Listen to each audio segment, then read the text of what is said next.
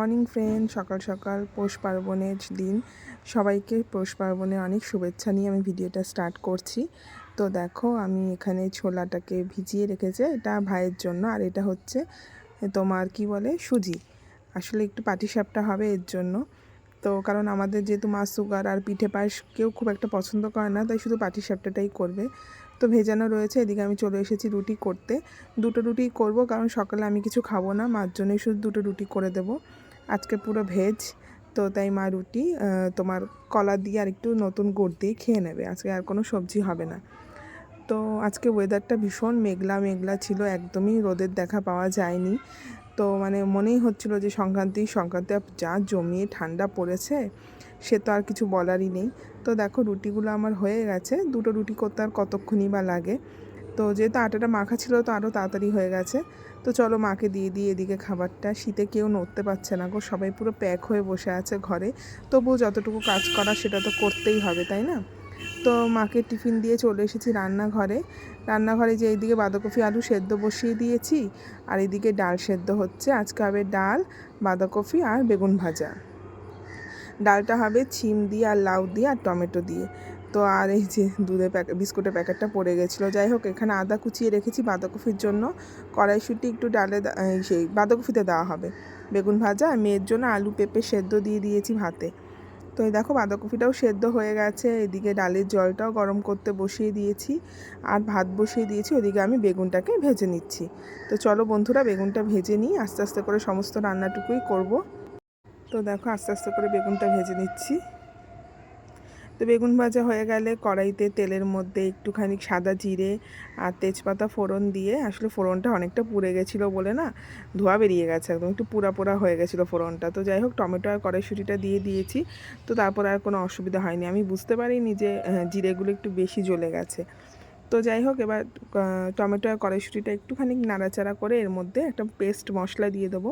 কিছুই না, আদা জিরে আর লঙ্কার পেস্টটা আমি এর মধ্যে দিয়ে দেবো।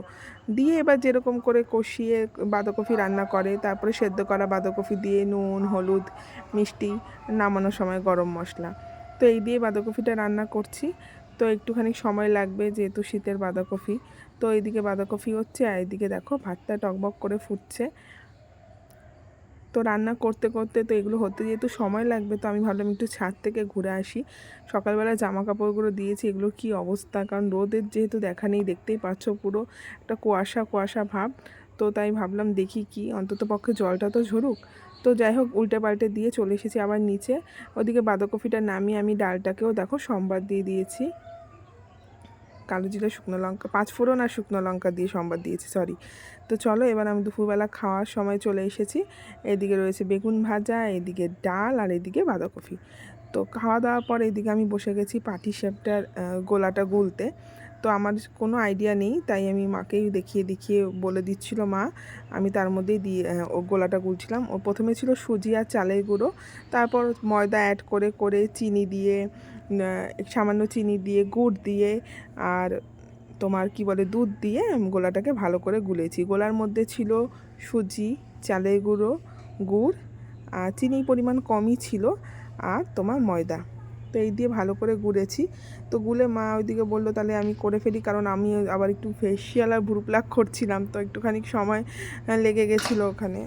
তারপর দেখলাম যে মার হয়েই গেছে, মা বললো তুই কর, আমি ধীরে ধীরে করতে থাকি।